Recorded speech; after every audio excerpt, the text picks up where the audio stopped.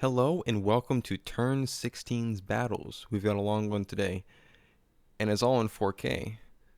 The first battle on this list is slot 3. I don't quite remember what it was a while ago. We've got Avum and some Warlord crafts. And they're going up against Hemospectrum. And they're very awesome. I think every single time I see one of these crafts, I'm always going to say they look amazing. Animated ground units, it's awesome. But while the ground units are great, the tanks also look pretty cool too. I really like the boom. I really like the shotgunners because the crams are just so nice. Yep. Somewhere in the Discord, it was said that I don't really narrate these. I don't really voice over these videos anymore. So I'm gonna try a little bit something different of yapping constantly. See how much you like it. It's gonna be a little bit of workout for me. Avum ship doing some beautiful turn. Hopefully you enjoy the 4K.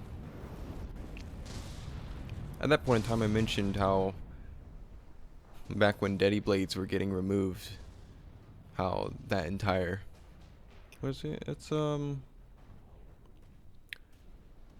Mizar had his complaints about that. And I never really forgot it. But they look cool.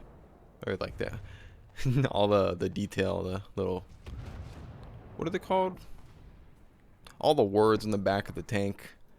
I don't think I should have stopped and looked at that a little bit more. It's kind of funny to look at.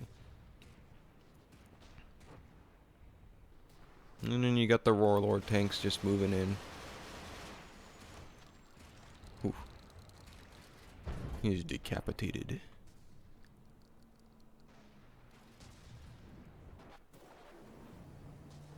I've been told that the engines of these tanks are fully decoded.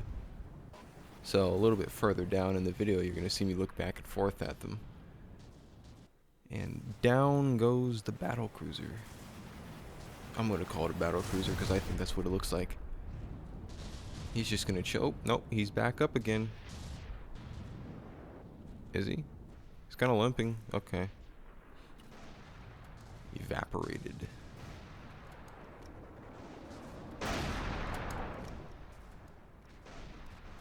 Looks like we got a lot of the horses left, but these these units, the Hemospectrum crafts, they tend to kind of spread out a lot, and they get very hard to see where they're at, because 50% of the 100% of the craft is deco hidden, so you can't actually see it. They're about the size of the Warlord tanks. Some of them are upside down. They have two of them. I don't know how they do that. It's kind of crazy. They just flip themselves over. Or they just go sideways. Tractor tipping? Anyone?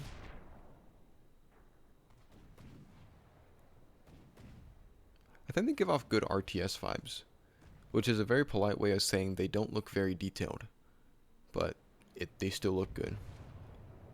While these are like near replica. Not replica, but they're detailed. You're supposed to look at them close up. But they move like they're RTS units. Very lively. He's back up. He's back down. Is it a boat? Is it an airship? And I don't think that horse is supposed to be underwater. Or that tank. But I'm not gonna tell a tank if it wants to be a submarine or not. It's what it wants to be, okay? If it wants to be a submarine, it can be a submarine. As long as it's above 80% health. And this is the foreshadowing I was talking about, where I'll just go back and forth looking at the engines. Maybe not the greatest of ideas. Maybe not the most interesting, because then I just get this same shot every single time. What are you looking at? Can you look at something more interesting? Please? Please? Blunder on my part.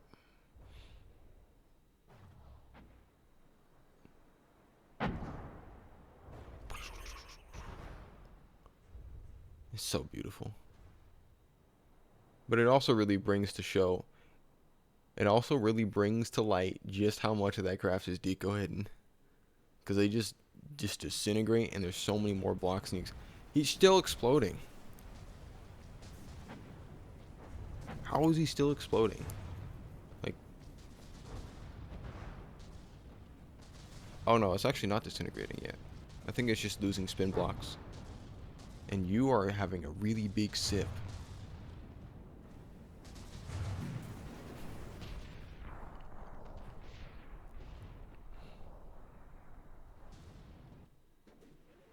I believe the rest of this battle turns into the tanks back away while the Warlord tanks close the distance, slowly whittling down the armor. Turns into something kind of long. I don't think Hemo Spectrum is going to win this. I don't think they won this either. You can go ahead and skip to the end of this segment to figure that out yourself. I won't, because I have to sit here and yap for the entire bit. Ooh.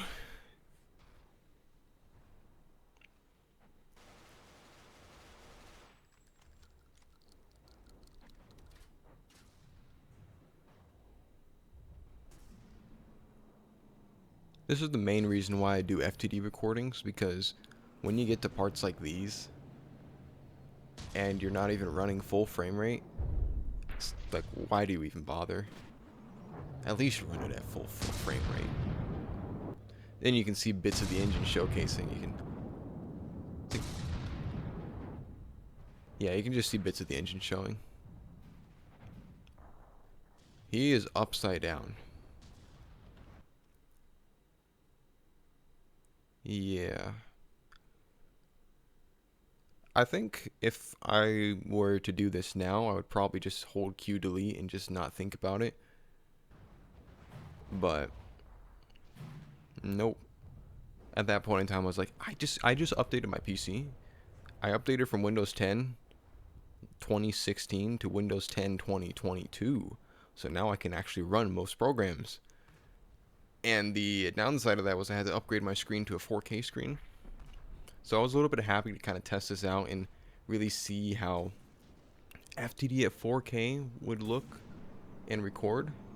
This is the first battle I did that with, and so far it's going good. So far it's gone good, and I've done that for every single battle ever since. And probably because of that, I was like, nah, I'm not gonna hold Q delete. Or at least that's what I'm gonna tell me, because I don't remember. The two tanks are very spread out, and there seems to be one ground unit. Which one is that? I can't see it from here. Where are you? Where are you hiding? Let me look at you. Oh, there you are.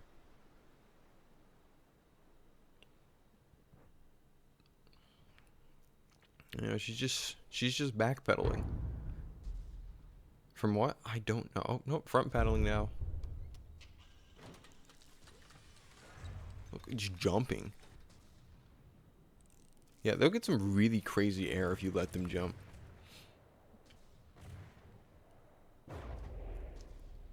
But I don't think she's going to be long for this world. Especially considering she's the closest to all of the Golden Lion forces. I remembered what they were called. They're not Warlord, they're Golden Lion. Whoa. Sometimes just forget the names of things, so I just give it a nickname because I forgot. And it just feels more descriptive to me, who knows.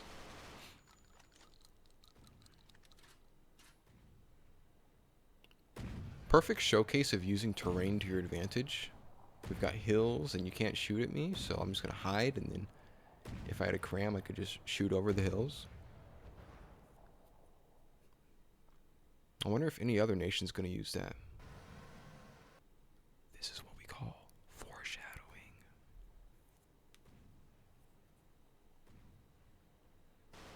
Nope.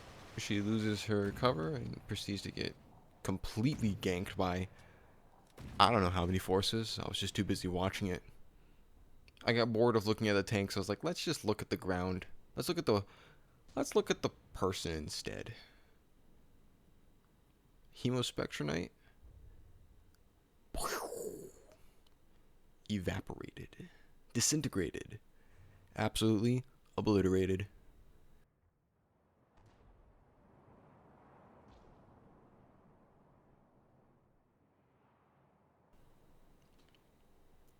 This is the boring part of the fight, because we have just two Hemo Spectrum tanks, the big kind, and they're just going to take forever to kill, because all the forces are so far away.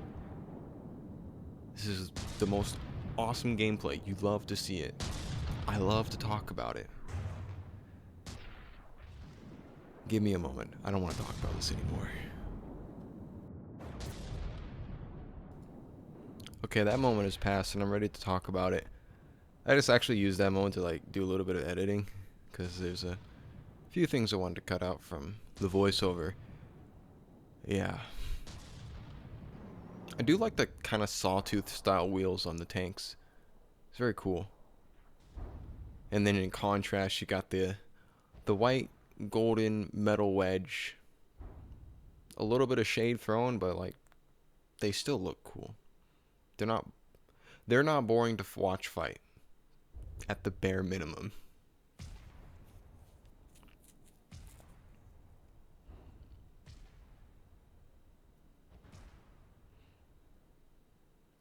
But I do think one of the tanks is stronger than the other.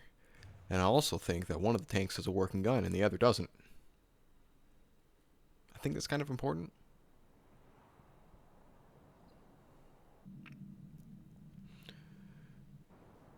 You're going to sink yourself. You're going to sink yourself. If you do that, you're going to sink yourself. What's the other tank at? What's his HP? Oh yeah, fun little thing. It does have backing lights, the tanks. So if it's going backwards, the lights will actually, yeah, they do their thing. If it's turning, it does have turn signals. It's so cool. Yeah, this guy looks like he's toast. He doesn't even have a gun anymore, so I really should just hold Q delete to save myself time, but that's me altering this a blap. And there goes the gun. Disintegrated. Recommendations for people who have to record these. If you can justify your time being more important than the battle, go ahead and take those times. What did I just say? Hold Q delete. It's worth it. Save yourself some time. I'm too stubborn, so I don't. Now we move on to the next set of Hemo Spectrum battles versus Golden Line. This one is a naval battle, and it's a big set of inspiration for Season 4 being naval focused. Golden Line ships, very beautiful, very ornate, very big, very powerful, versus Hemo Spectrum. They have a smaller navy with their kind of shoe boats. They look like shoes, maybe. They're interesting. They got some surprises in them. The Hemo Spectrum fleet is composed of small, like a couple of small boats, and then two bigger boats. That guy is getting shot at right now. He's designed to do that. He's going to be taking all the target prio and tanking all the shells. He also has some cram on him. But beautiful case of fleet play against cram. Like, fleet play CWIS tactics, you don't ever get to see that in FTD unless you specifically design around it. And you definitely don't just see it happen. That was beautiful. It just goes in and then it just gets... Literally, Bloons tower defense. I'm watching Bloons tower defense right now. It's beautiful. There is a collision. That's the only way that happened. A collision with some other boat. I want to call those smaller boat. Whoa. Whoa. Whoa, that's a huge torpedo. It's kind of large. It is, in fact, a huge torpedo. Not a large. And you can see that they have done some damage. Ooh, whoa. Let's see them do some more damage. Looks like they're not getting shot down, and it looks like that one's clear, and boom. Clean hit. Look at that. Just a hole in him. That guy was a little bit too short ranged.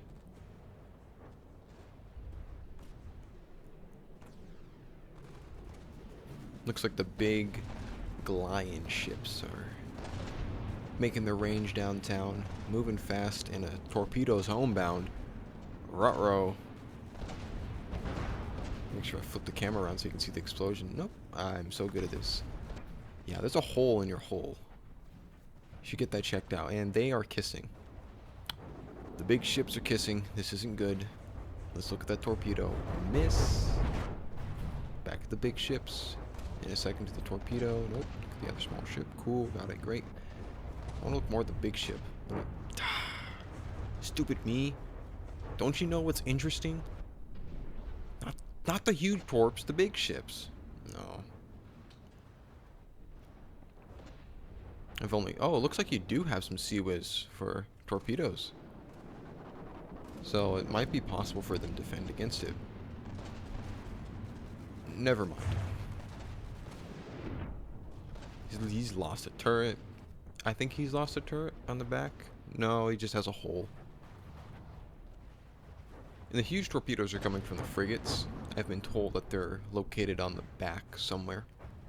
I couldn't find it in the battle. You have got. So the target prio has finally been destroyed. The target prio bait has finally been destroyed, which leaves the target prio bait number 2 as the remainder. I really should have looked at the ships more instead of like... I should have looked at them more in battle instead of before the battle, because I don't ever show the before the battle stuff. I just like to selfishly appreciate the ships because they look cool.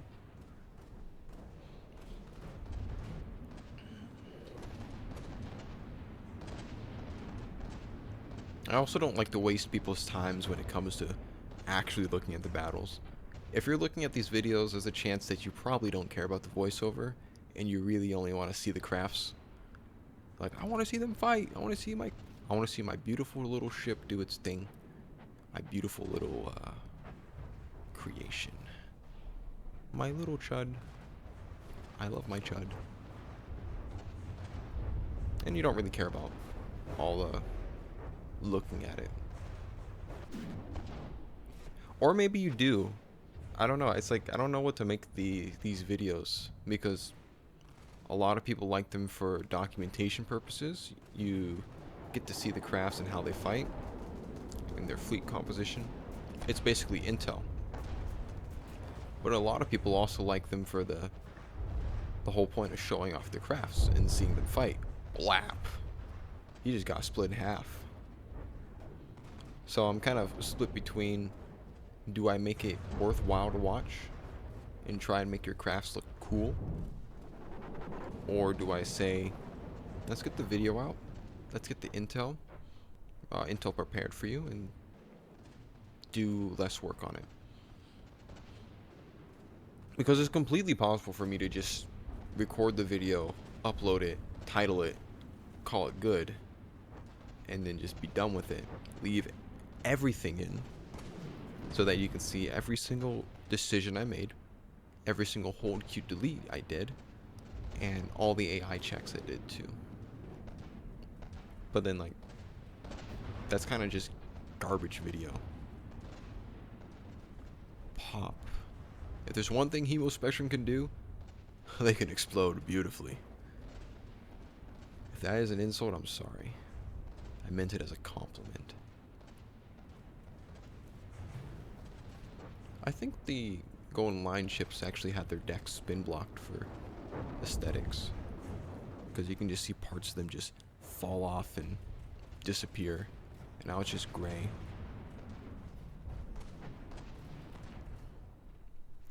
Yeah, so I'm kind of just torn of how I want to do the videos.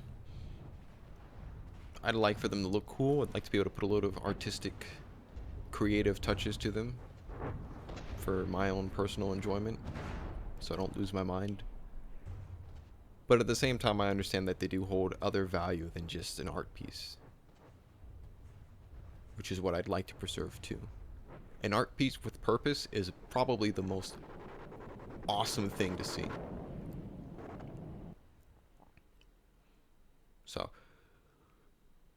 we'll see how it goes. If this is something I can keep on keeping at. Yeah. Well, let's get back to the battle and some commentary for it. Looks like we got a few Golden Line ships. We've got quite a few Golden Line ships. I think the smaller crafts that could have been obliterated by a single huge torpedo, they just got obliterated. While the larger crafts, ooh, they still got most of their guns. They're just standing still, but they got most of their guns. What am I looking at right now? I don't know. And the frigates, they seem to be getting shot at now, so all of the real FP is getting deleted, and all the target prio bait is slowly getting whittled down to the point of being not target prio bait. So it's kind of looking like a hemospectrum, an unfortunate hemospectrum L. But not without some cool moments, that's for sure. Definitely did some major damage to the cruisers and the battleships and all that stuff. But not enough to fully take down the fleet. I also think they were maybe overcost. I'm not sure. Those battleships are really expensive. And those huge missiles are also really expensive. I was trying to find out where the huge missile pops out. Let's see. Do I figure it out? Can I spot it in the video? Definitely not from the bottom. Okay, it's not from the top. Okay, where are you? Where do you pop out the huge missile? Where do you come from? Nah, okay, I'll figure it out later.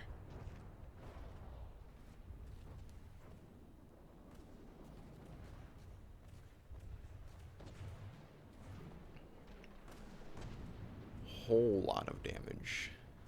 There's an unfortunate amount of torpedoes that are just ever so slightly out of range. It's so sad to see. So great to see for Golion, but so sad to see for explosion enjoyers, because that's just... whoops. I don't think that really mattered. It only matters now, but at the beginning when there's so many crafts, it's just doesn't matter. Yep.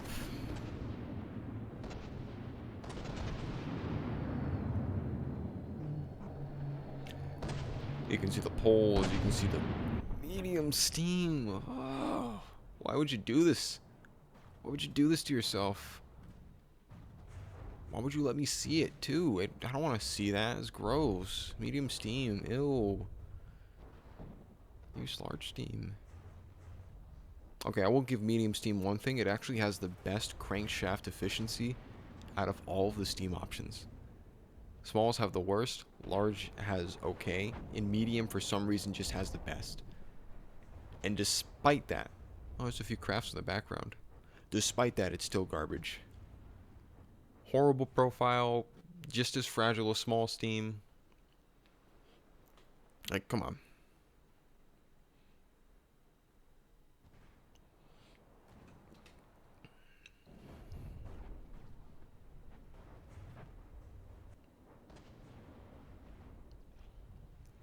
This is one of the downsides about boat battles, is typically people build to make their boats not die because they're so easy to disable.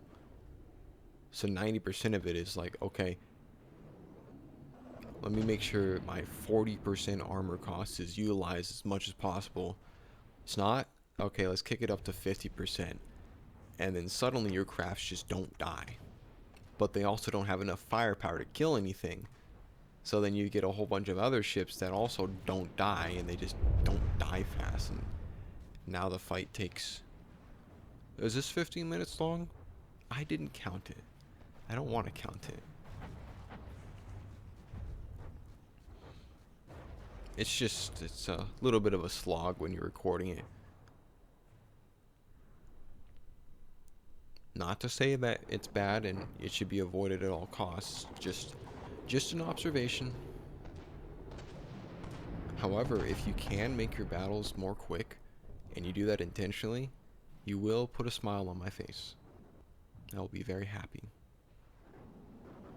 If you choose to do the cinematic option and save me time, or one of them, I will be very happy.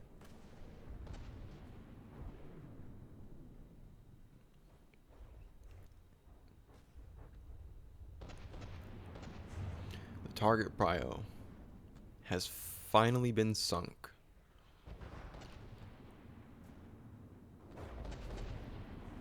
This is unfortunate news for Hemospectrum. And the rest of the fleet, of course. But mostly Hemospectrum.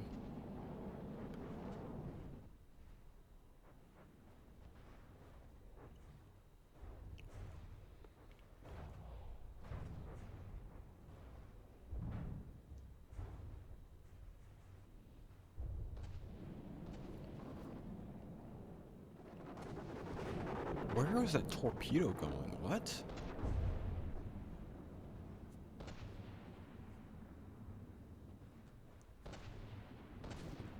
It's weird.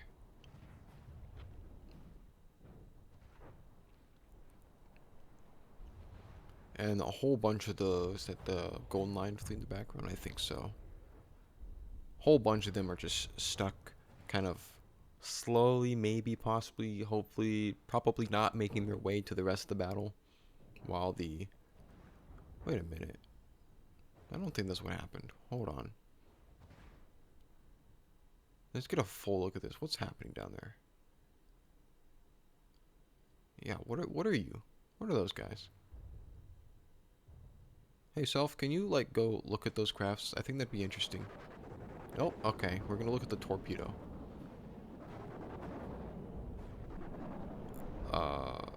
Yes, this is what we're gonna do. Let's look at the torpedo instead of the 4 crafts in the background. Alright, well, I think future past me actually does look at the 4 crafts in the background, but you can see that the torpedo's trajectory is completely wrong. And it's also right next to the other guy, which indicates that there's been some critical damage to the torpedo modules. What does this translate to?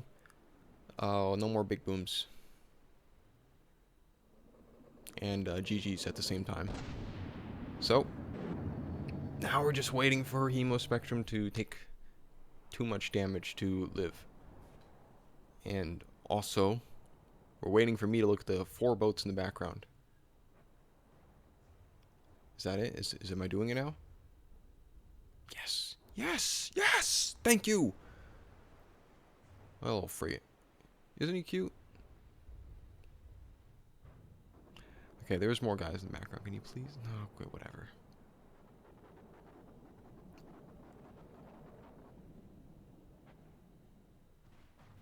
I think that's the last Hemospectrum craft. And I don't see any torpedoes from him. I believe that his torpedoes have been damaged. So there's no more big boom from him. He just take ow and keeps getting ow. It's so sad. You truly hate to see it. But it is what it is, so. See all the fire from the background. Man. There's a high chance that I actually missed me actually going over to look at the crafts. Because I was too busy yapping and I wasn't paying attention to the screen. Or I was deep in thought. That was a big explosion. I think you just got ammo racked. And, yeah, there's a hole in you. Did you... That is actually a surprisingly big hole. I wonder if... Is that the AI? What? Yeah, that doesn't look so good. wonder if it ran over one of its torpedoes. That would have been funny. I don't think it did, though.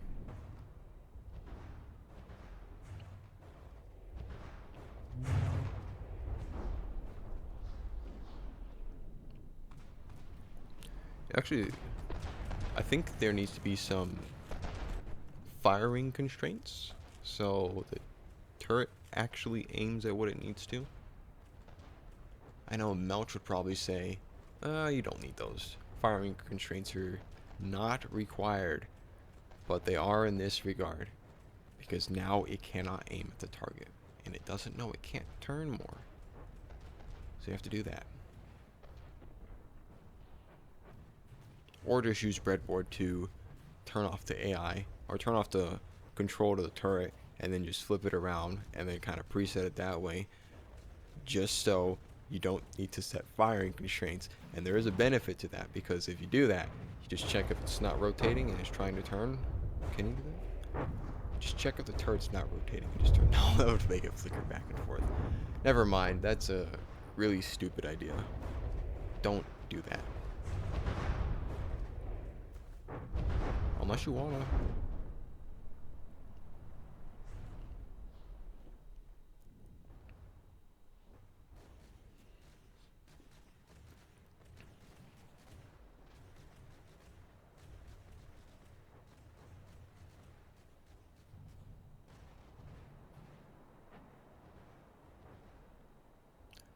Nothing left to do but just watch the fireworks on the deck go off. And watch the blocks just drop.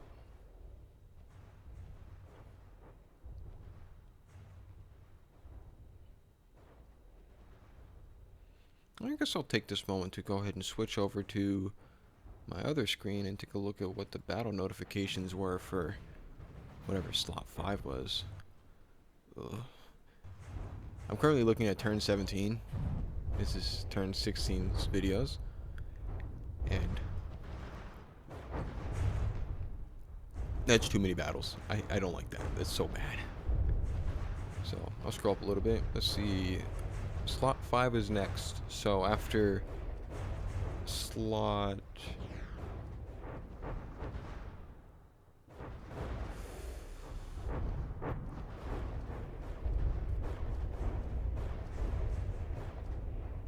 Oh, no.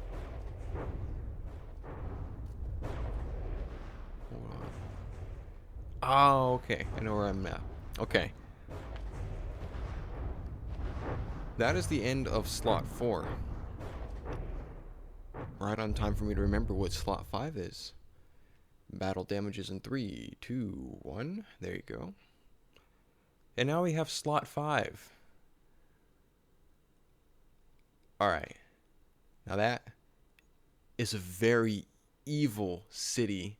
Not an evil city. It's an evil yard. What is this yard called? I forgot. This is Rogue's Island versus one Aetherian Domain Frontsider. Let's see how it goes in 4 seconds from now, once I get the camera positioned. No, I just had to take a look at that. Right, because why would I look at the Frontsider when I could look at... How many is that? Let me just... 1, 2, 3, 4, 5, 6, 7, 8, 9, 10, 11, 13. 13 huge missiles? Yeah. Let's watch all of them fire at once. Oh, so there's some few stolen Clearwater crafts that have been retrofitted to fit the evil agenda. As you can see, they move pretty fast. And the Aetherian Domain Frontsider is backpedaling, because they are actually trying to escape this time. What does this mean for evil? Well, it means that the huge missiles are out of range, so there's no explosions to be seen. And we just get a Frontsider versus a Broadsider with lasers. And the Frontsider backpedals and shoots missiles. This is bleak. This is absolute bleak. There is nothing but bleak in this. It is irritating. I think I'm allowed to complain about battles, right? I think I am. And you can see the huge missiles in the... Oh, he's getting flanked. Is it... Is there damage happening? I think. Maybe. I think it's losing a block per laser shot. Maybe.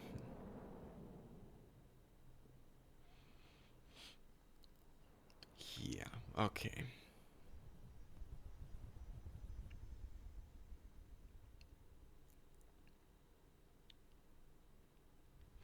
At this point in time, I was hoping that it would backpedal itself back into evil. But then I realized that's hopium. It's not going to happen. This is just going to go forever until something happens. This is also part of the reason why I like overcost battles, because overcost battles actually go by way faster than equally cost battles, because there's less time spent on the I'm too damaged to do DPS, so it's going to take forever to kill you, and more time spent on killing and doing, and less of chipping away at the enemy until something breaks.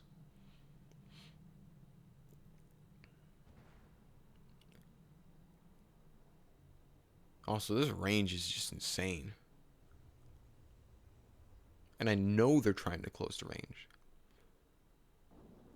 You can just see how far they're away from the city.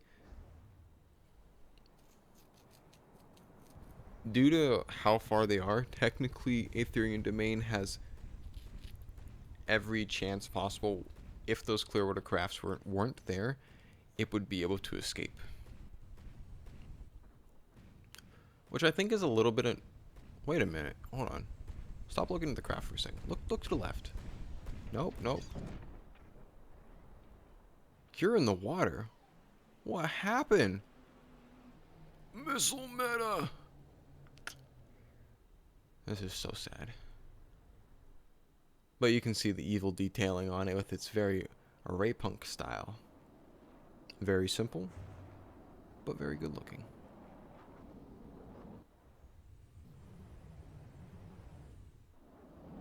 Property of evil. This hits the same as the Dow Bugatti. I love it. I love vandalism. I love vandalism of other nations' crafts. It's so good. But now we have a backpedaling front-sider versus a broadsiding laser thruster craft. And the thruster craft isn't even big, so the laser's small. These crafts are not designed to deal debilitating damage to other crafts. They're actually designed as AA, which means they're not going to be killing armor. Maybe 1 meter of armor per shot, and even still, it'd be like, is that really required? It's going to be light. The craft's not going to be smoked because it's going to be moving fast. Unfortunately, that doesn't look like it's a target. We have a front-sider who's smoked, backing away, and has armor. Yeah, so this is what happens when you put the wrong craft against the wrong craft. You just don't win.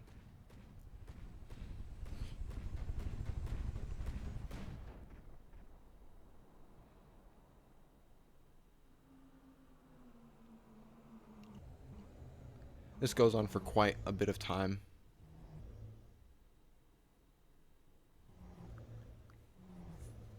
It's also another sad truth about fleet play. You can basically isolate parts. No, let's put this even more specific. You can separate the entirety of a fleet chemically, essentially, by just backpedaling and circling. Or just circling at range. Because if they try to keep any amount of closing distance, then they just pull themselves away from the fleet. So If your fast crafts are doing their job and being fast and closing the distance, well, they get pulled away from whatever you wanted them to be near. And you can't really do too much about that other than hard code BBAI to do fleet play for you, which that is skill gatekeeping right there. I could do that if you put your head into it about like 3 months. You could probably learn to do it pretty easily. And then it's like, is that really what we want? Do we want fights to be, how well can you separate the fleet from itself? It's I think it takes away the kind of fun in TPD, at least for me, because now it's just designer mode essentially. You've just turned this into a designer mode setup, which then turns into this. You get the AA crafts fighting against a frontsider because you just decided to keep your distance from it. But it was able to keep its distance, so it wasn't range keeping 3 kilometers. It wasn't outside that. It didn't break the 3 kilometer range. It kept that. And I was a little bit annoyed by it. But then I heard some good news in the chat. I heard some good news. Aetherian Domain is not retreating. They are going to take on the city. They're going to take on the yard. They're going to fight the huge missiles. So you pause the game, right? You press the C menu. I'm loading. I'm waiting to press the C button. Okay, hurry up. Okay, C menu, right? You go to the AI. And you set the range to lower than it needs to be. Now, did I set the right one? Perfect. Let's go back to the city. Let's go back to the yard. You can see where all the explosions happened. At this point, I realized, yep, let's not watch this thing close a distance. This is going to be boring. So boring. Let's look at the missiles. Yep, they're still firing. They're still doing their thing. Does that say 13 kilometers? I actually don't know what it says. I can't read it from here. This is very far away.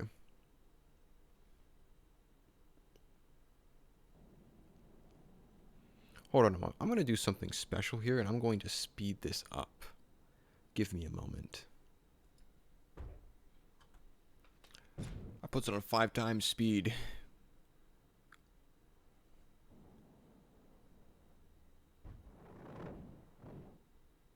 You can see the missiles are going backwards for some reason. And he's slowly making his way downtown.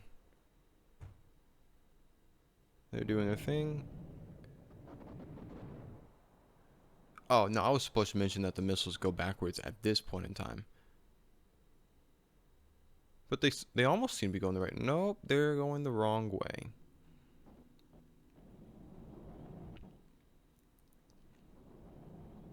This is what happens when you don't cope hard enough for your missile BB. Back to the drawing board. The penguins on the beach are highly explosive. Do not pet them. Oh, they're going the right way now. Interesting.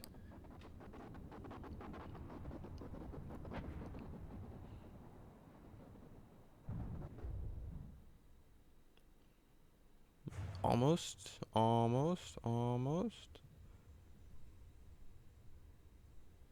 So close.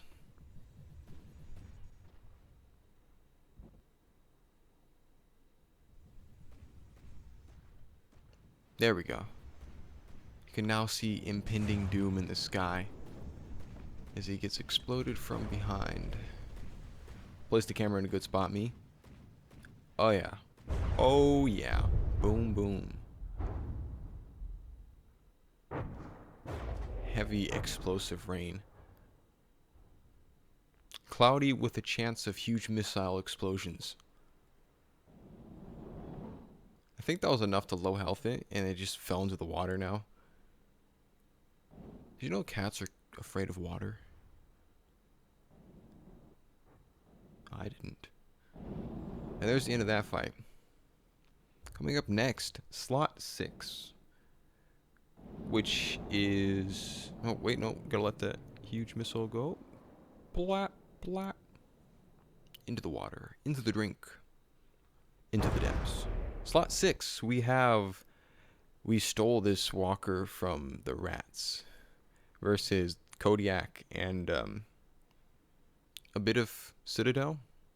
Had to make sure I set this to the right thing because they're actually trying to flee. They don't want to be part of this fight, and it's probably for Evil's own good because they wouldn't win this fight.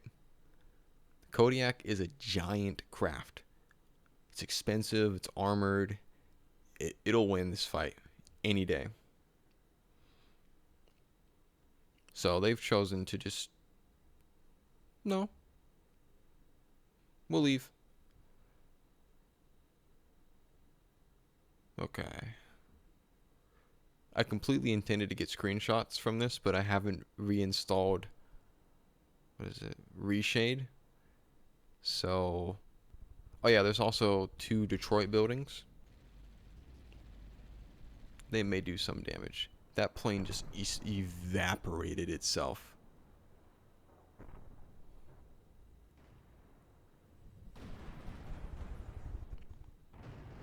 Cool flare profile.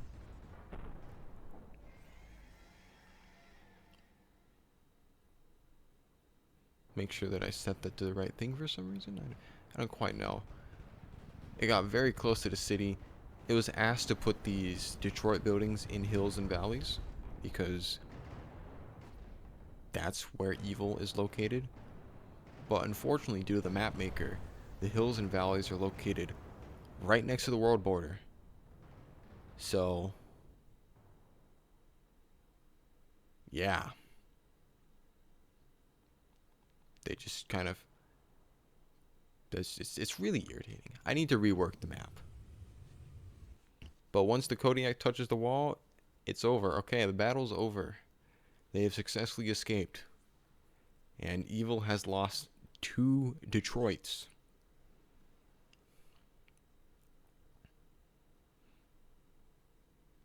Battle damages. Now we move on to slot 13, which is the debut of Hawyee. Hawyee. As you can see, she looks quite different than the rest of them. You can see it in the abs. And the... Is the cross visible in this? Oh, I don't know. Lots of details in these crafts. Lots of details in these characters. She's also probably the most expensive unit on the field, too. For a good reason. And this is versus Iron Division and Steel Division. Let's see how much damage they can pump out.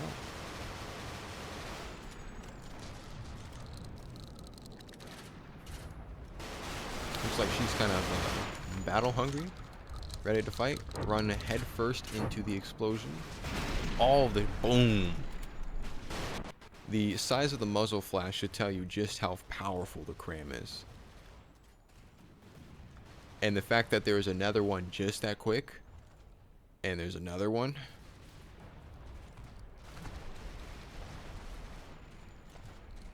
It must be a ginormous cram, but it's getting shot down. So it can't be that big.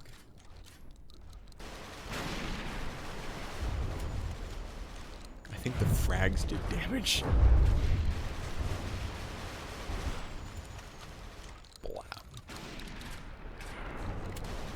Bull out. Yep, she's still running head first in there. Boom. It's beautiful. Boom. Yep. So I was saying that the Hemospectrum explodes very nicely. I was wrong. Hemospectrum explodes other people very nicely.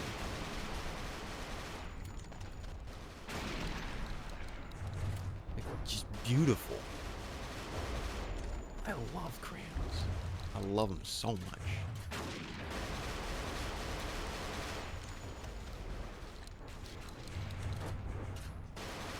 But you can just see just how much blocks is falling off, and you can kind of get an idea of how big the craft actually is. Yes, it's all deco hidden, but who cares? It has aura.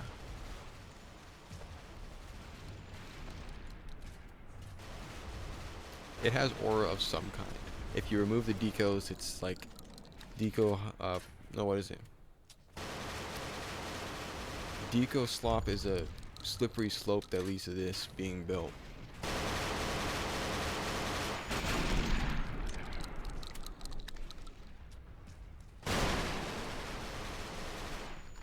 Cram bounce, lol.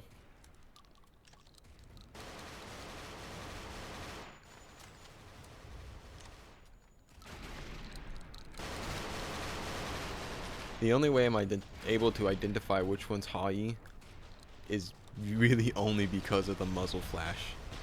The rest of it's like, oh, you're a rust blood. I can tell they're rust blood because they're colored rust color, which makes things really easy to identify. What are you doing? You're so far away. I mean, you're still moving. You're just getting out of there. What do I do with you? Find out next time on turn 16, slot 13. Meanwhile, I need an explosion. There we go. Boom. It's like it's like a sniper rifle, but it's a shotgun. And you can just see all the blocks dropping. It's touching the cram now, so it's losing firepower.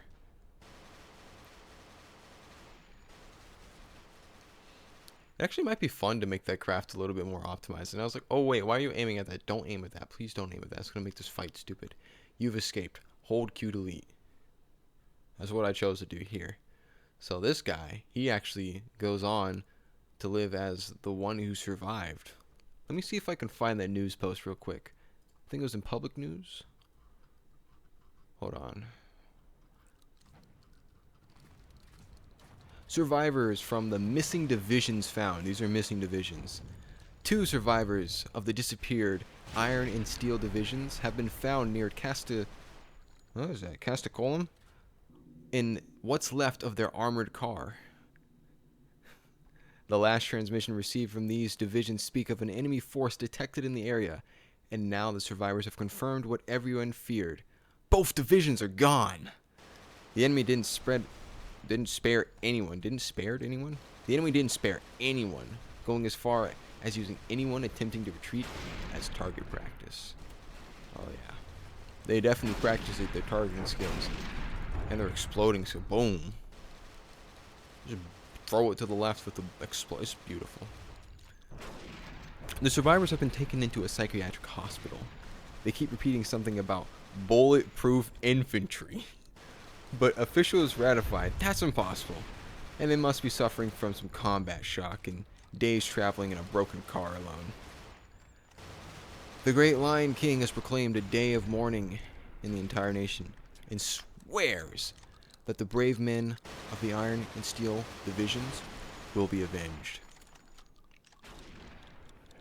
Needless to say, Hawyee has done some crazy psychological damage to the Golden Lions, along with some material and financial damage.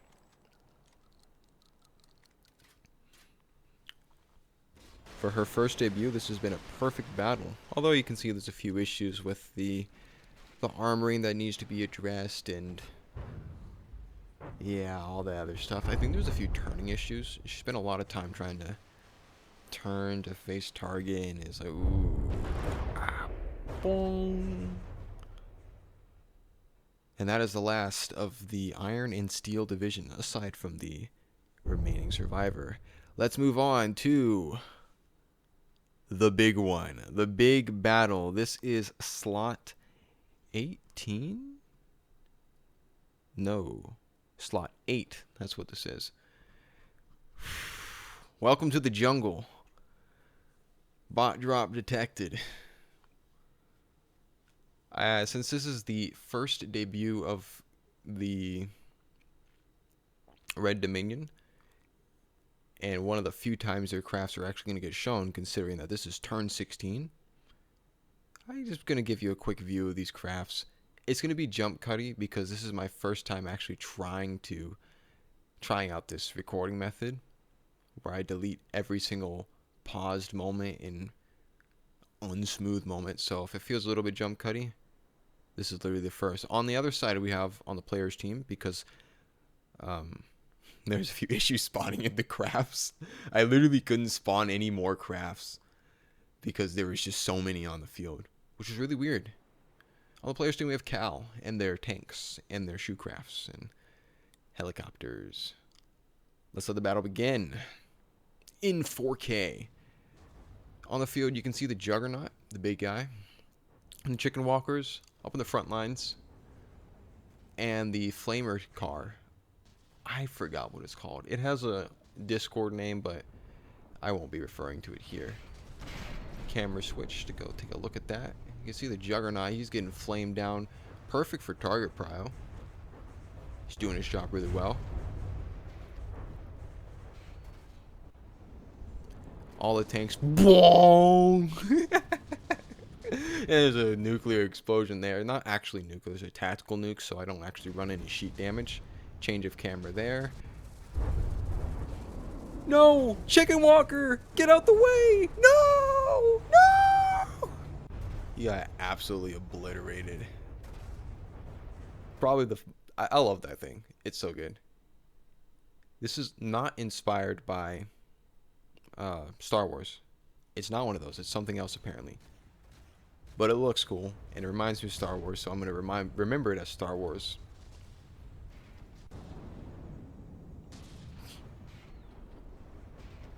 Cram bounce lol.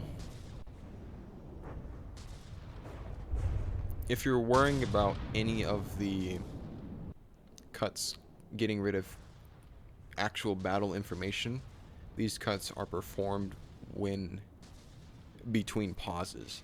So I'm really just shifting camera to camera. Unfortunately, this is my first time properly doing that, and this is running about 10 times faster than it was in person, like real time. So the cut lengths are actually not evenly spaced, which makes it a little bit jarring. Now we go into flamer car mode. Watch this thing just run through. He's actually doing a really good job of avoiding all of the enemies. Props to whoever built that. Helicopter view. And I'm also kind of internally just coping with the FTD camera, because on the player side you can actually lock it to the craft so it doesn't shift it around. But if you move with WASD, it forces the orientation to match the craft, which is really irritating. Juggernaut's on the ground. That tank is all up in his business. That guy got exploded. These Chicken Walkers, they're too close to that nuke. You don't want to step on that.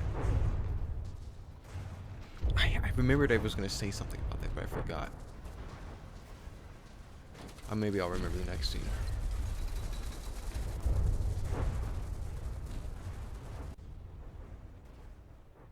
Nope, I don't remember yet. Oh, I was going to say something. It was going to be really funny. Dang it. No! Chicken Walker! Nuclear step. He got exploderated. This craft is called the Ambassador, I believe. It's an AA craft. That craft is called the Imperator. It looks like a spider. I thought this scene looked a little bit cool. Let's just take a moment to look at the full field and all the crafts in their movement glory. Just a nice glimpse of the battlefield. You can see Cal is pretty much in a circle around one target. I wonder what the target is. Oh, they've dispersed. I think the Juggernaut has died finally. So now all the Cal forces are splitting up and switching target prios to things that matter, like Imperators. They'll be focusing down the targets more. In the Discord chat, I was getting comments of, Hey, can you please despawn the player crafts? They don't automatically despawn when they're below 55%. So, I don't remember when I actually started holding Q to delete on the crafts, and I won't be showing it either because I've already deleted them out. So, we'll just have a few cute, cool scenes of all these crafts fighting, and yeah, that'll be pretty much the rest of this battle. Kissing tanks in front of the enemy? How scandalous.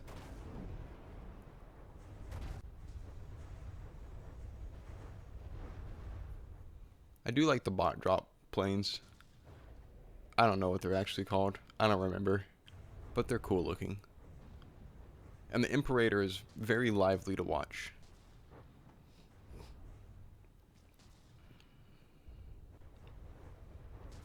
Also, I don't know what they fed their guns, but there's just so many, like, Sea Whiz rounds that are just exploding in the air. It looks so cool. Really makes the fight feel alive. No, he's flipping over. He's gonna crash. Boink. Even the helicopter did the same thing too.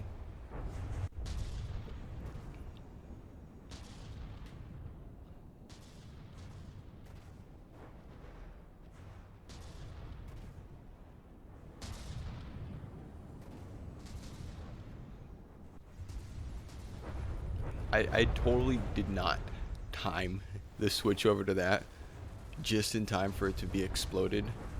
That was totally not though. That was not on purpose. It just happened. I'm very proud of it.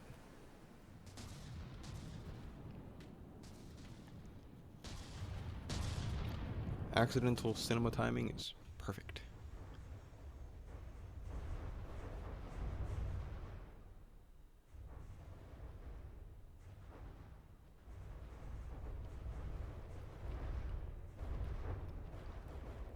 A lot of the tanks are going over to the left side of the screen. I'm not sure why. But there must be something it cares about in that direction.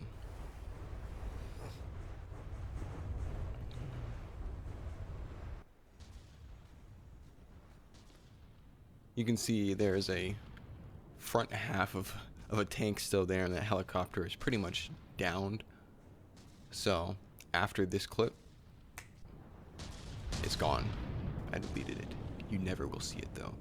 And instead we will look at the ambassador doing a circling run on all the tanks, because there's pretty much no more helicopters.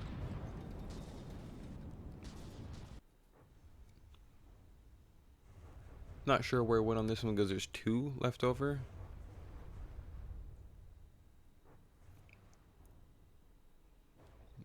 Another bot drop copter down.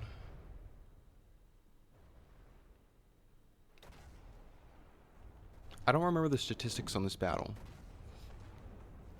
but just from observation, you can see that this looks to be a very close battle. I will tell you that Cal was very much overcosted in this. TRD just had so much crafts built up. So much. They just overcosted them.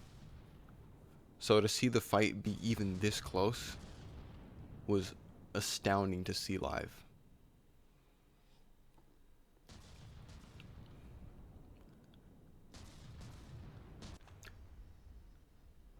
And I'm a little bit like, I don't know how to feel about that.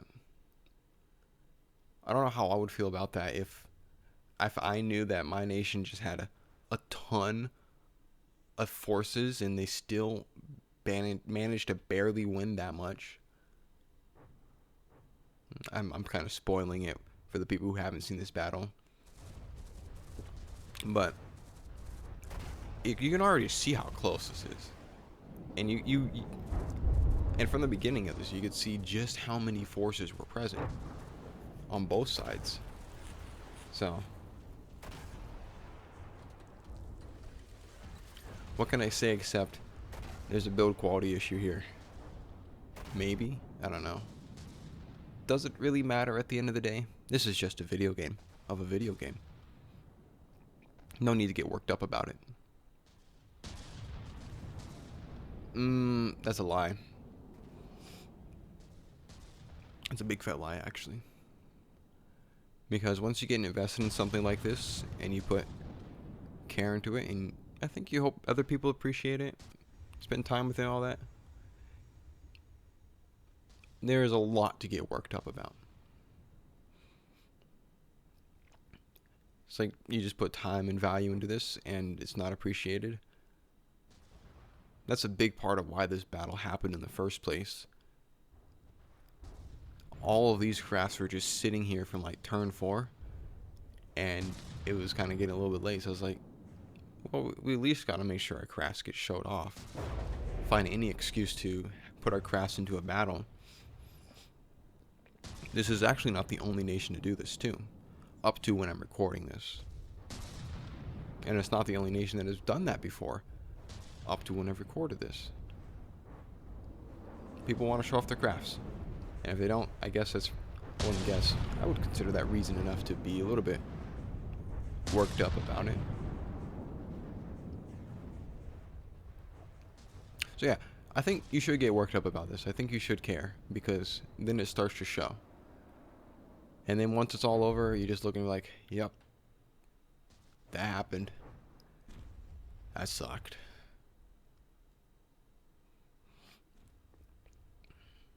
I should be clear and acknowledge that I am looking at this from the outside in. So I'm no longer a player in the system. I am running this system as a former player. And even then, as a player myself for season 2 and season 1, I was pretty detached from the politics, pretty detached from the care. Although I could see when other people were really bummed out that the stuff that they planned and wanted to do just never came to fruition. I felt that too, so it's just been a long time since I felt that, and I kind of forgot.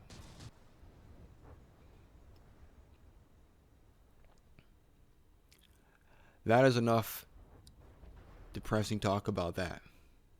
Let's take a look at this cool spider. Okay, no more looking at the cool spider. We've got a few Cal tanks left over, and they all seem to be corralled in one spot. They're partially low on the health, so given enough time, they're gonna be, yeah, they're gonna hold Q, delete. Oh yeah, that's what's gonna happen to them. Like that guy right there. Oh, he just got exploded right there. He is getting exploded too. Hold Q, delete. They're no longer there. The fate of your lives inevitably comes down to a button press. And a few missiles. Never forget the missiles.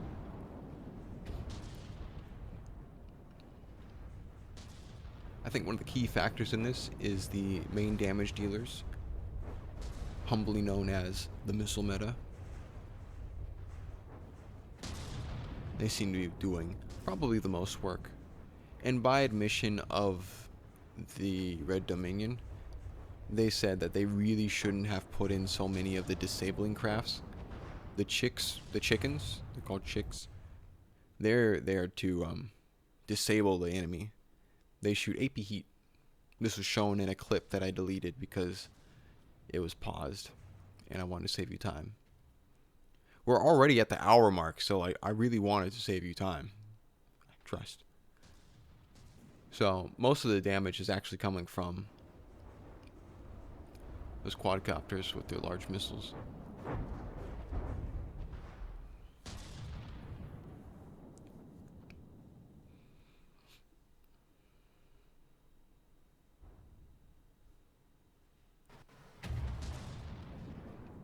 Yep, just a few tanks left over, and you can see that it's becoming dark now. No more light. It's dark time. In about a minute or two.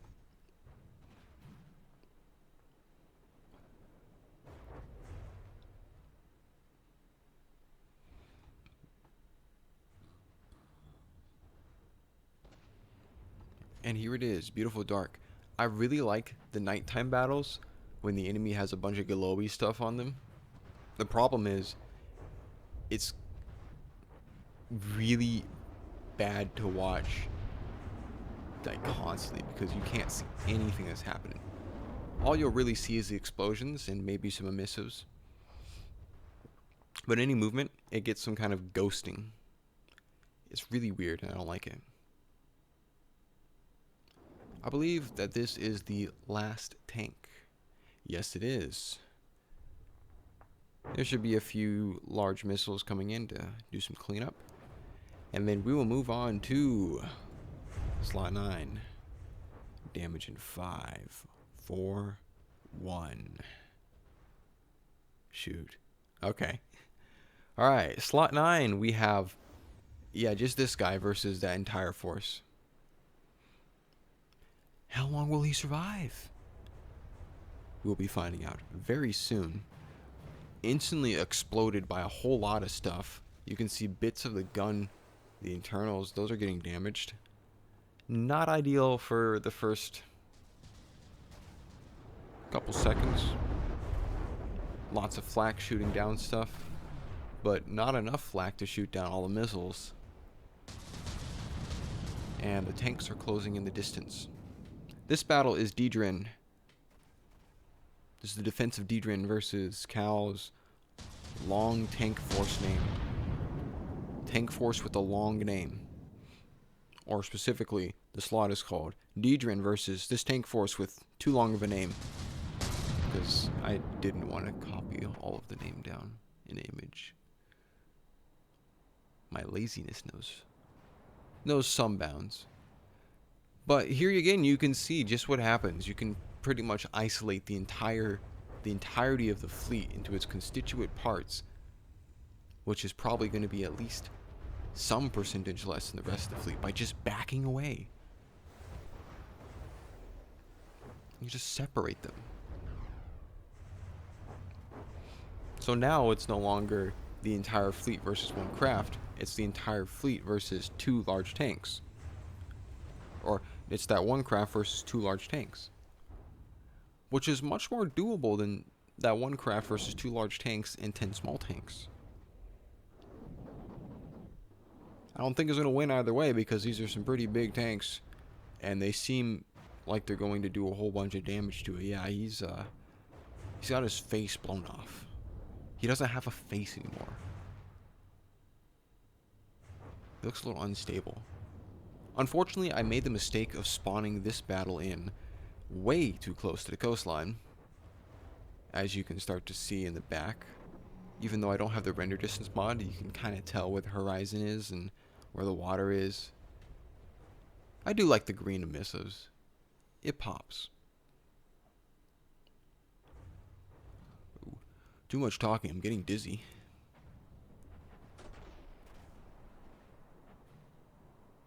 Yeah.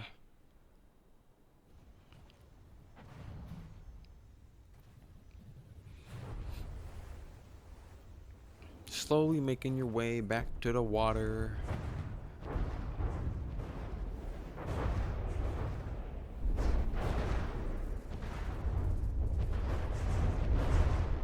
Whoa. He's pretty low, but he's still tanking pretty good. Likely due to all of the HA on it. In case those who watch this don't know anything about TPD, which might be likely if you just get this randomly in your YouTube feed like, oh, this is interesting. Let me watch a 2-hour-long video. Uranium is used as a strategic material for heavy armor. So for every block, every volume of heavy armor that you have, it can be converted into uranium. So part of the material cost gets removed and replaced with uranium cost. Meaning that you can effectively get a cheaper craft per block type if you have the right stuff on it. And the strategic materials for it. So you can imagine that they probably had a lot of uranium in order to spam a bunch of those crafts with HA on it. And those 2 tanks have gone into the drink. Hopefully they don't despawn. I don't think they did. They didn't seem like they took a lot of health. Took a lot of HP loss. I don't think they did. But he's getting shot up from behind, which is not ideal, considering it's kind of built like a front sider. Whole lot of Greevils. Up there he goes. On the scuttler.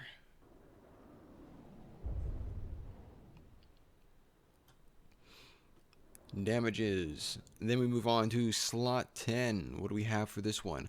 Falcon versus Fort. Forward operating squadron does intersect, but I don't think it adds to the battles to include it. So I did not put forward operating squadron in this. And spoiler, I also didn't get the video for forward operating. It just got corrupted. But for this one we have 3 missile trucks and 3 tanks. Familiar tanks, we've seen a lot of them. Versus 500 kilogram bomb versus the automaton base. It's literally that. Beautiful amounts of flak.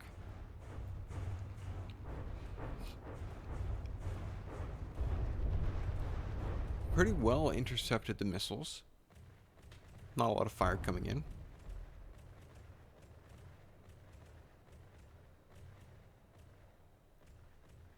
Not a lot of fire coming. Oh, there we go. Crams are fired. Kersploink. He got kerblonked. Maybe even popped. Oh, and so did you. Barely any damage though. Must be tanky. You're kind of missing your face. I have no idea what you're trying to do. But you're dodging those crams pretty good, that's for sure. Got them jukes on you. Said left, right, left, right, left, right. I really do like the flak. I love the... I think that's like 240 RPM, 2400 RPM flak. It looks cool. Especially with the enemy VFX mod. Making explosions look not dog water. Okay, maybe a little bit. It can be better. That's for sure. But it's definitely better than the original. It's got more character to it. It's more fresh. It's one of those. Another missile hit. Has there been any real damage yet? Kind of just feels like it's standing strong. And those turrets are kind of a little bit confused on what they're trying to target. Okay, now they figured it out. Never mind.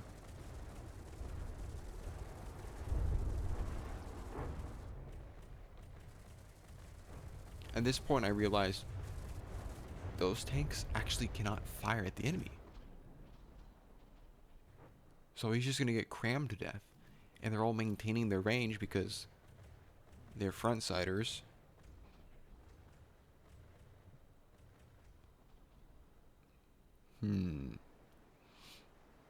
What do I say? What do I do?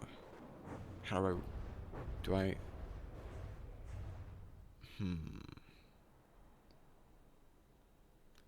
And it's just going to be the missile trucks doing the rest of the damage, moving back and forth, evading the crams. This is going to be really fun to watch. It's going to be really fun to watch. But the tanks still get kind of whittled down slowly. So at least won't be a forever fight, that's for sure.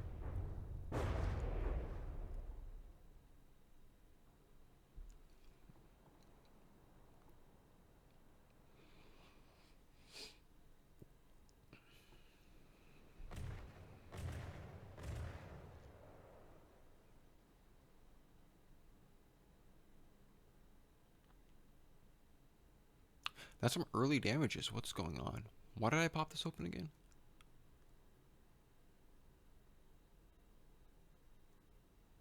Is this what we call foreshadowing? Ah. I see. I understand now. Okay.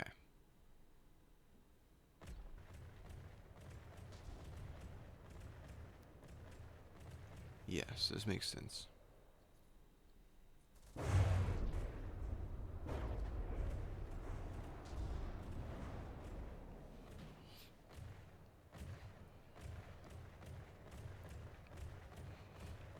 I set him to close the range a little bit so he wouldn't be hiding behind the hill. And then he immediately gets his head chopped off. Yep. You hate to see it, but it is what it is. Next time, armor your neck better. Give it some heat protection. It deserves it.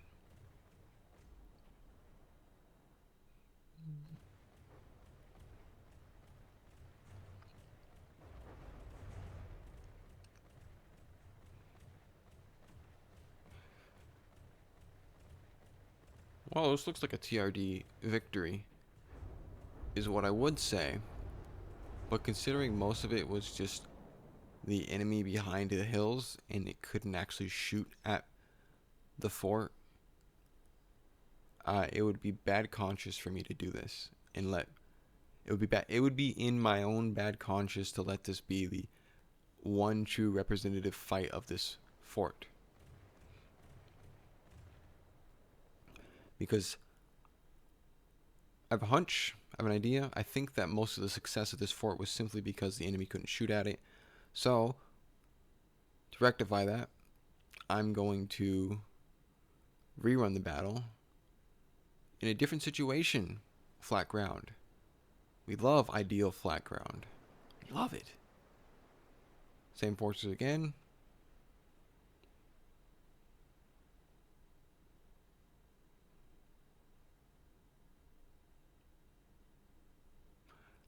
Why did I delete you? Well, we can take this moment to just see how the battle process goes typically. Because there's a lot of times where I'll misspawn something and I'm like, I need to delete all this. And it does take about this long.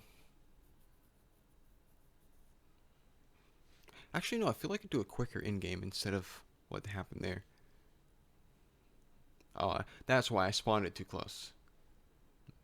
And I didn't want to remove the fort because that's on nice flat ground.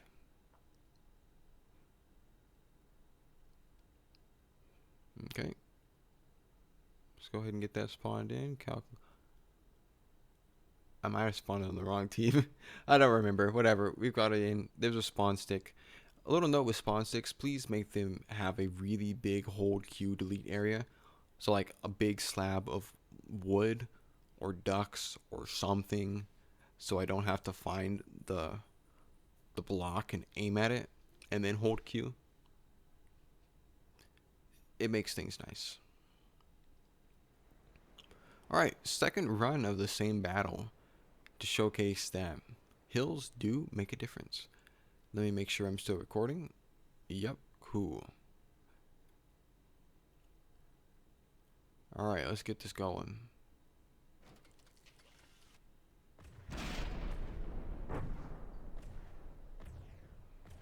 There's also a difference in how the missiles are oriented too. So instead of them being in a line, they're now spread out wide, which means all the flak doesn't immediately shoot down all the missiles. As you can see, a lot of damage. A lot of damage. Already lost a gun.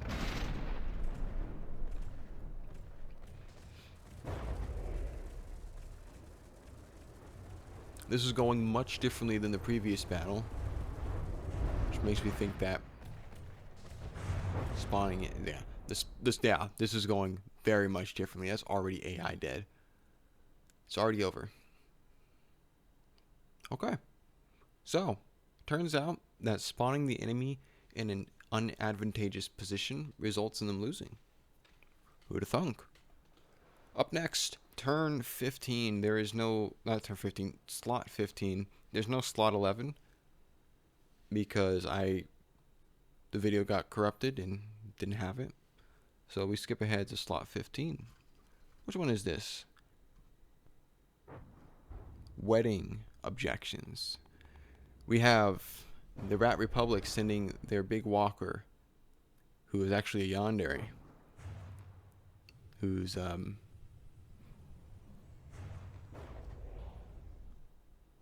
flamers are so annoying.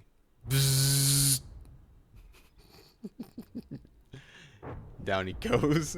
I like that. Got way too close. I'm just gonna burn a hole in you now. Yeah, so what was this? So Rat Republic has a character who's a yandere, and she's commandeering this walker. I forgot her name, and if I remembered her name, it would be very hard for me to pronounce. But she is against the pronouncing of this GDI person in UAA TGM, I don't know. So she's here to put her wedding objections to notice in her giant walker. Unfortunately, GDI believes in the vape cloud supremacy and is not a big fan of lasers, and their tanks also drift. So, can the giant walker live? Can it burn a hole through the mammoth? Can it survive getting flanked by predators?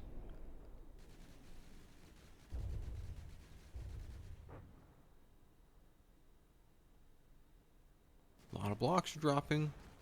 The laser don't seem to be doing too much.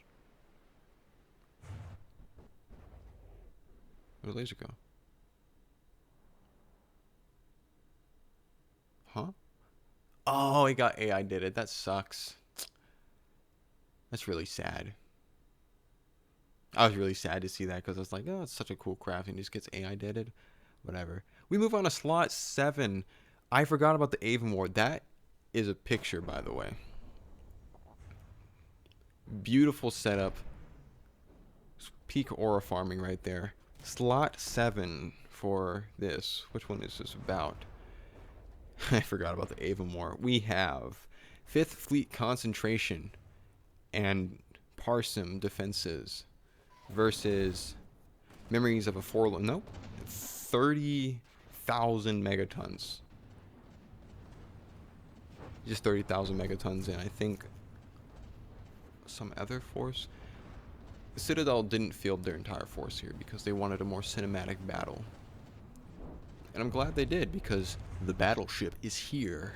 Nope, the Dreadnought is here. There we go. That was on the sign when I spawned it in with the spawn stick. They gave me a spawn stick with a big wooden slab and a picture on it. That made me so happy. I was really happy to see that.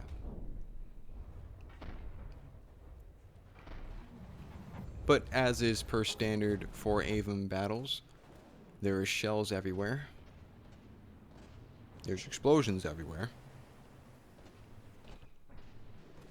And they all look like Avon crafts. The keen-eyed among you would notice that this seems familiar to a few set of previous fights that we've had before, where it's not necessarily keeping the range, but it is picking apart the fleets slowly by just separating those that are faster, basically corralling them into an ideal for the enemy, or for yourself, the person who's corralling them into a position that's good for you. We've seen how this has gone for previous turns, and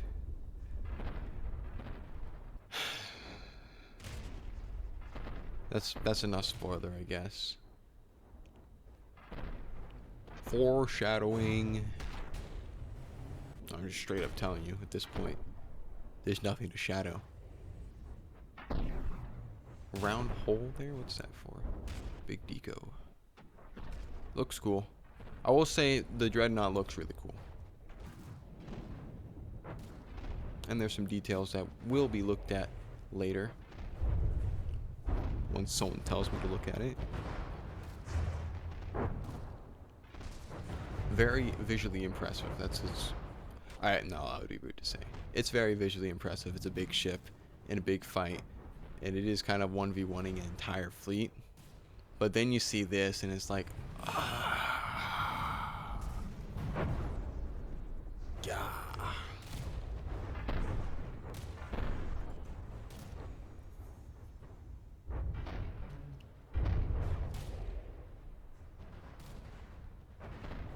In case anyone's wondering at this point, no, the craft is designed to stay within 2.5 kilometers.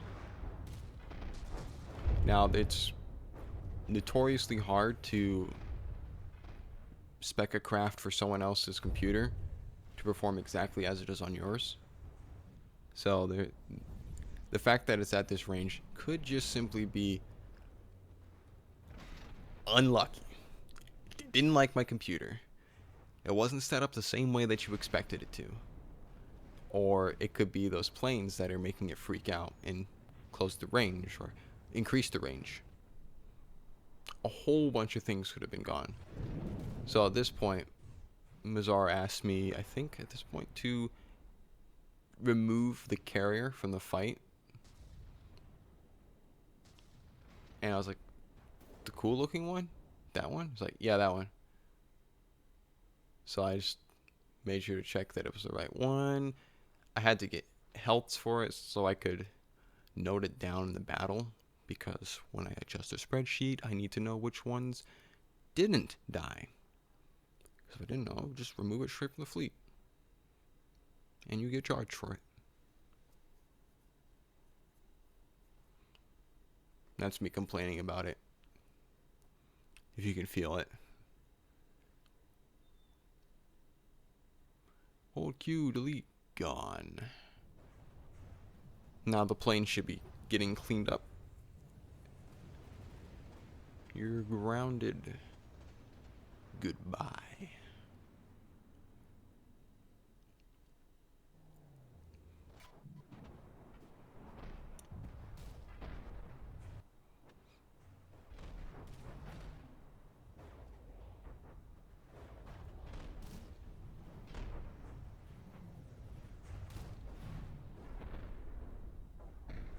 Yeah, this isn't too eventful. It's pretty much just picking apart the rest of the forces bit by bit, running through, minimizing the amount of damage. Nothing too interesting. All I'm left to do... Did you just stop? No. All I'm left to do is kind of find a good camera angle to look at the craft.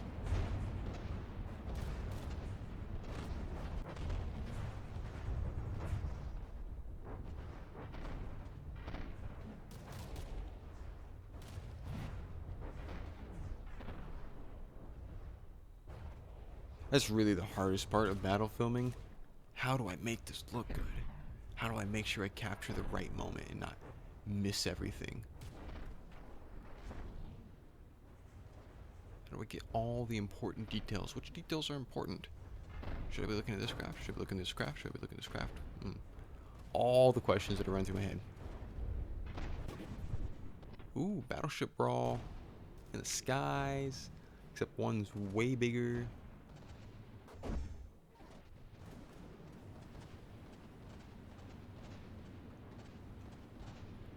I wish FTD camera was better, but it's not. So I have to make do with what I'm given.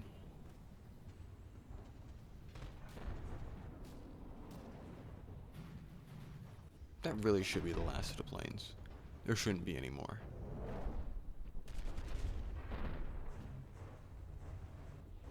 You're grounded and probably exploding.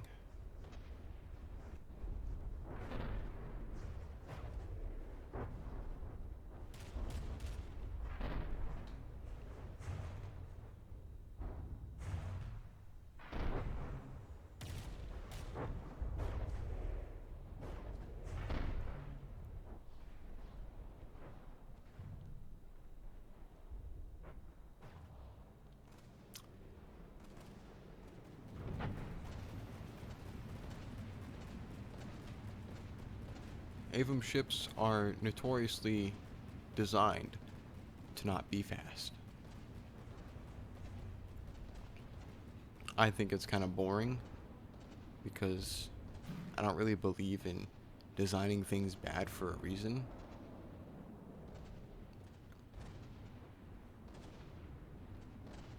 I think you should at least try to design things as good as possible whenever you can.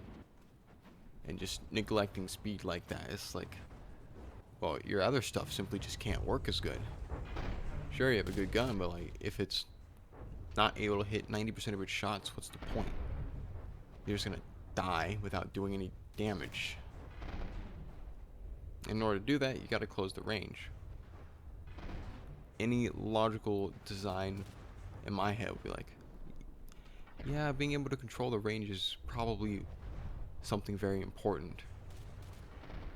And since I don't like to write characters as stupid or incompetent, I picked the most logical choice.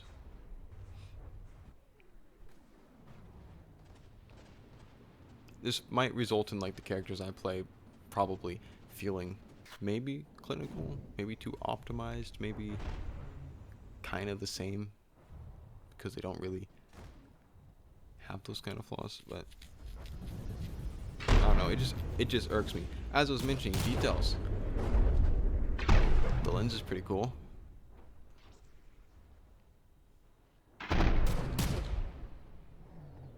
I'm not sure what the main oh, is it missiles? No, it can't be. I'm not sure what the main DPS is for this craft, because there's a lot of packs, there's a few shells getting thrown about, and I just saw missiles. Is this thing a missile meta in disguise? Or is it a pack machine? Loud and proud. Praying for pack machine. I love them. Pack sucks so bad, so that when other people use it, it's like, yes, you're amazing. Yes. You're gold.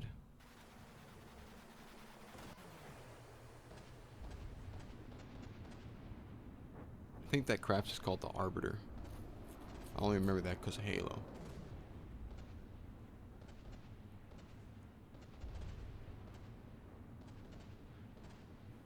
He's also kind of slow too.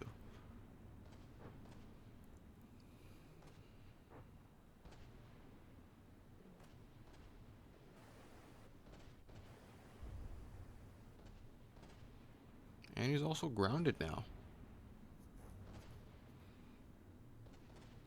Do you hate to see it? I don't know.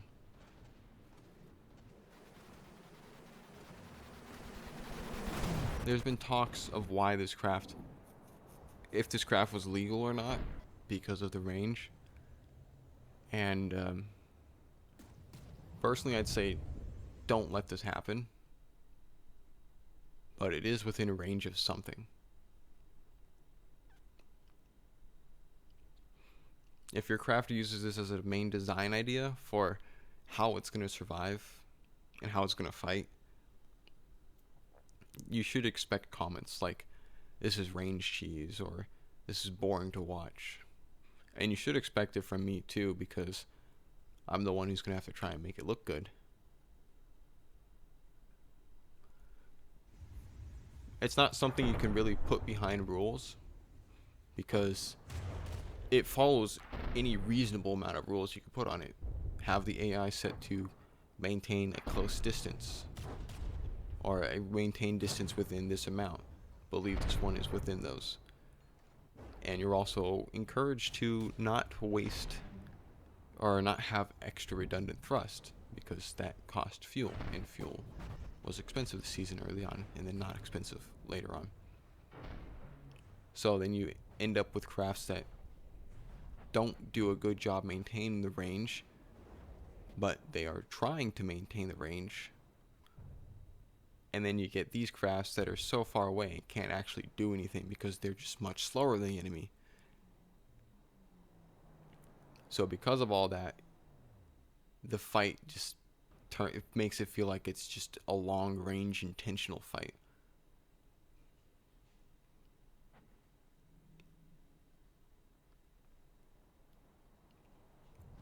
I wouldn't call this craft illegal, and I definitely wouldn't say don't build it because it looks cool.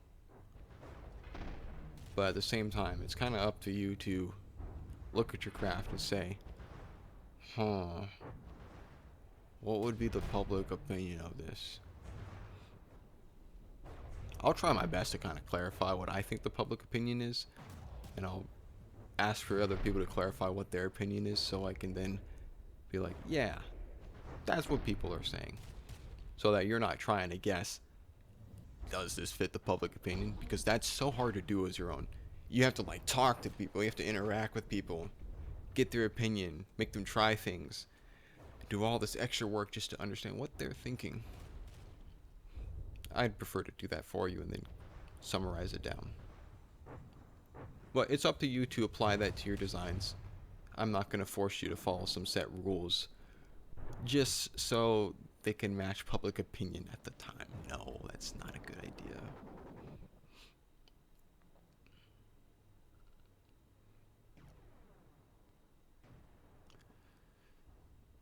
I feel like he's going to be exploding very soon.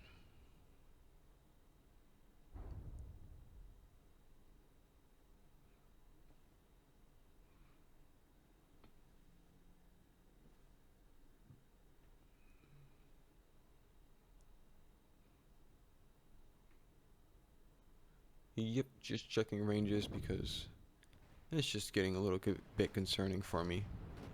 I think during the stream, I mentioned just how far away it was from the Arbiter, because it is very far away from everything else. That missile just said, I'm not hitting you. Nope, never mind. You good. Take it easy, take care. See you tomorrow.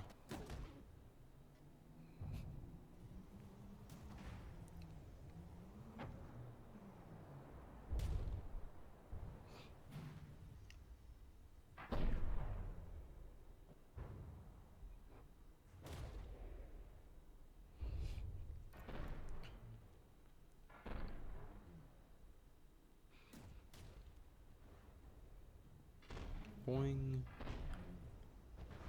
Those shields are actually really horribly placed because they have no angle on them, and they're just flat to the enemy, so you get the least reflection chance. But doing it that way is pretty simple to make too.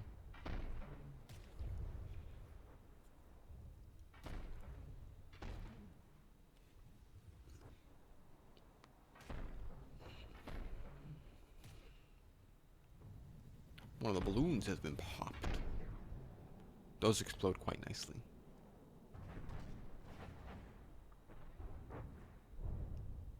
Slowly making our way back to the rest of the enemies. This is a big reason why I would like people to be able to maintain their ranges. And, like, not be at range so much. Because then you're waiting for a craft to get over to the next target that it just didn't kill. And then I have to sit there and watch that. And then I have to sit there and talk over it and put something interesting on it. It's like, what am I supposed to do? I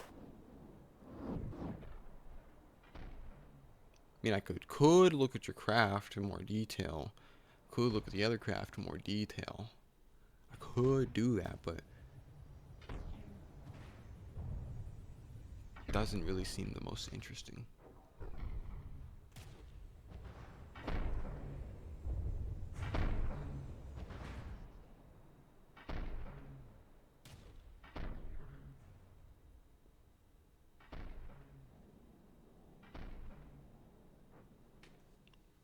This being near the water is actually very lore accurate for what's happening on the map. Because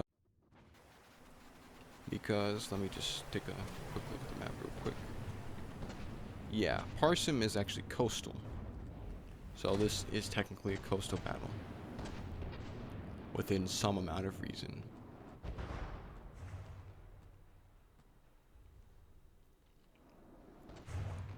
missiles coming in to kind of help clean this up.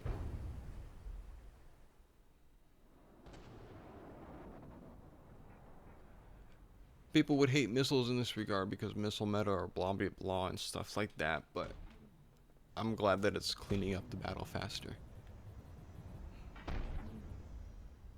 I only hear about a few things. Less battle time, cool looking crafts, and interiors. Don't forget your interiors, guys. Like if you make an interior and you don't tell me about it, there's still a high chance I'll find it. As long as it seems like there is one. Like you look at the craft from the outside and you're like, yes, this craft has an interior. Yes, I'm gonna go look at it now. As long as that's done, then I'll probably find it.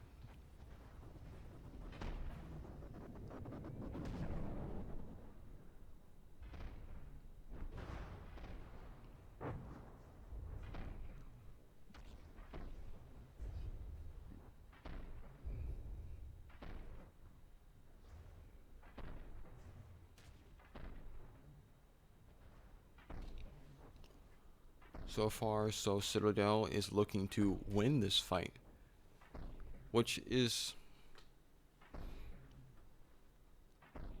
a little bit interesting, I'd say.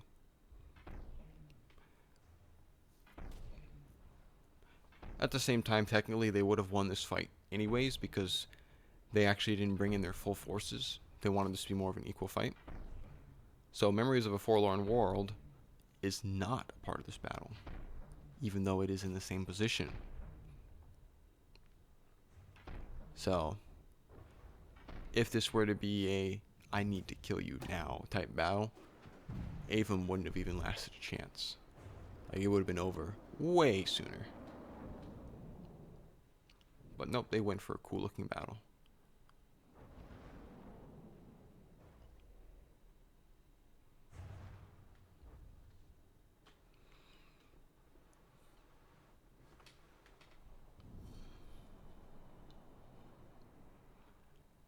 Where are we? What side of the map are we on? Are we on the far side away from... Yup, we're pretty far away, okay. Look familiar? Scenes like these are happening all across the battles. Yours could be next.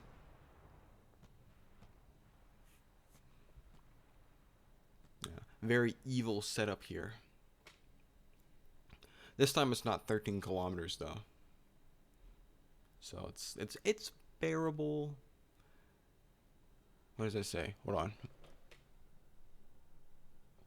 I don't know. Very far away. I think it was 4 kilometers in closing, pretty fast. You can't see it in the horizon. That's like the first giveaway. He's floating! Oh no, I turned his AI off. That's what happened. And then he just started floating. And I was like, yep, he's flying off of helium. He's helium powered. And Mazar's like, no, he doesn't. Nope, he has helium in him.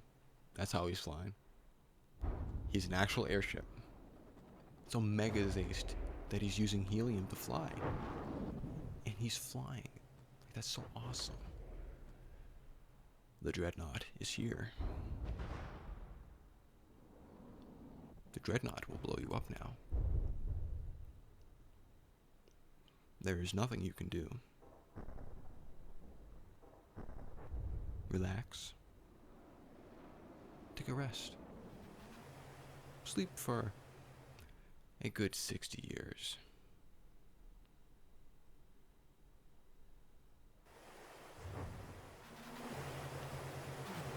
And now we just wait for all the DPS to come in and scuttle it, which is another problem with Broadsiders, because they just don't die, but the firepower just gets obliterated. And now there's no more killing power, so then the battles just take 16 times as long. Which isn't an issue with missiles. If you use missiles, they just have the firepower and they don't die. So then you don't need to... He's flying again! This is crazy. Avon technology. Arbiter's last stand. Waiting for a spear to come out of somewhere. No? Okay. That's good. I don't feel like hearing a scream. I wouldn't hear a scream anyway. I don't have the audio turned on. And down she goes. That is in fact the end of the Arbiter and the end of this battle. Coming up next is slot 14. You know who you are. We have the debut of a very popular craft and its airplane escort, the Alicorn. It's very expensive and very full of missiles. This fight was very laggy to record, mostly because this is a missile spamming huge craft, dare I say SBB. It got intercepted on its way down to another base by pirates, so we're just going to watch it obliterate a small, I believe, Steel Caps force. I don't know. They're all the same looking. It's been accompanied by an air support force, I don't know what to call it.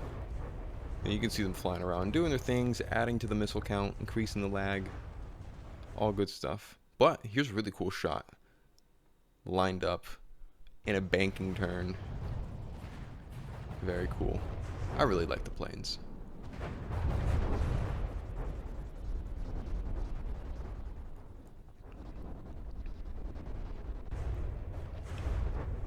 The missiles do a good job of killing stuff, which is great because I wanted this fight to be over as fast as possible. You can just see when they all target one enemy, it just gets evaporated. And then it has to switch to the next enemy. And doing this at 5 frames a second is not that great. It's just a little bit laggy. Just a little bit of time spent.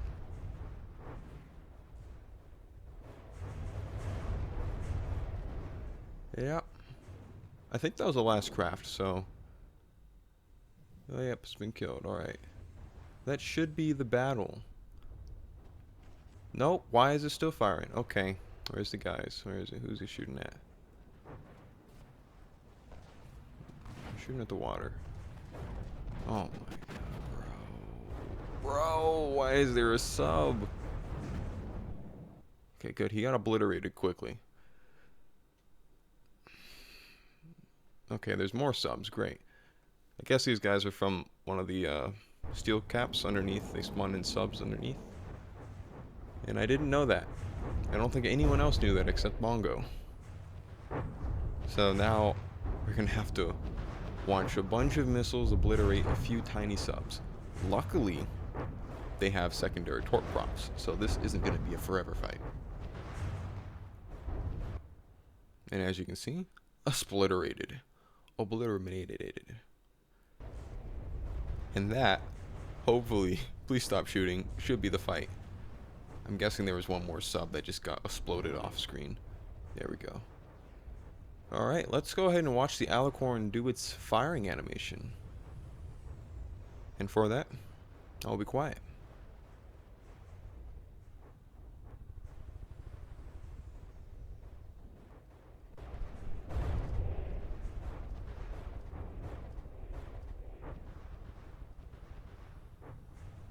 And there it is. We will be moving on to slot 1.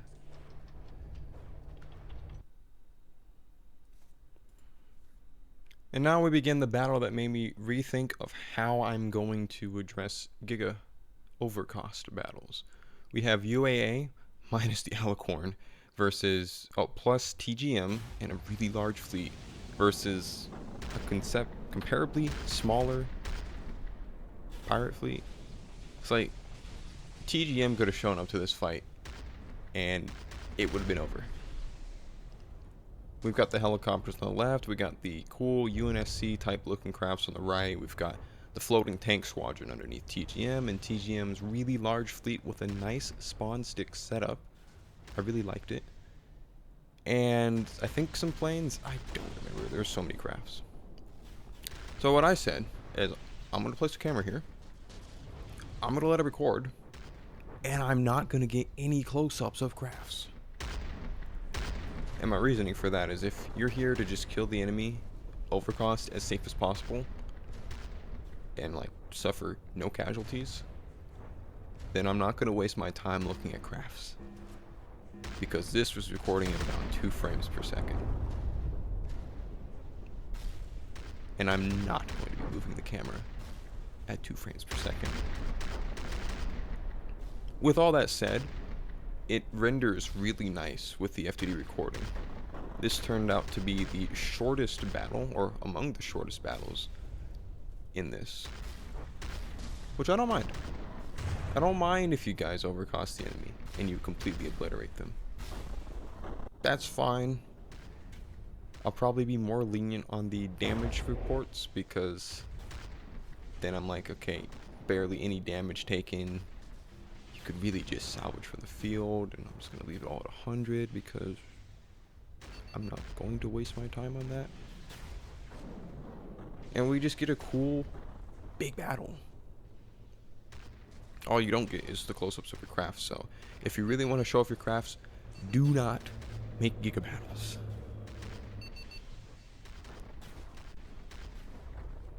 Otherwise, you'd have to sit and watch it. Nobody would want to watch. What was this? I think this was like 2 hours of recording. Yeah, this was 2 hours recording. Nobody wants to sit in a VC and watch 2 hours of recording. So you'll end up having nobody want to watch your crafts fight. If you don't want that, don't build that. I, on the other hand, can do other things in 2 hours, as long as I only need to move the camera 4 times. So, do what you like. This is what happens.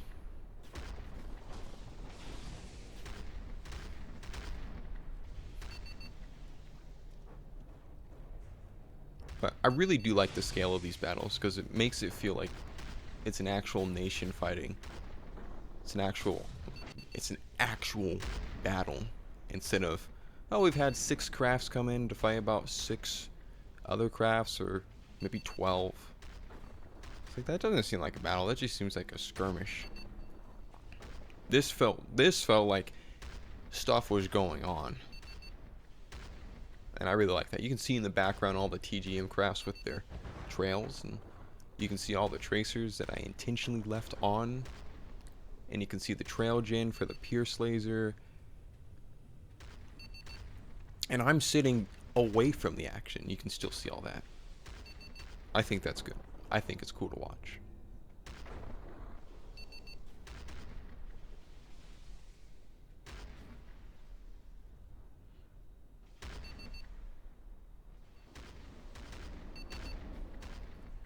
I'm not sure what that flashing red light in the background is. I think that might be a despawn me immediately. I'm escaping.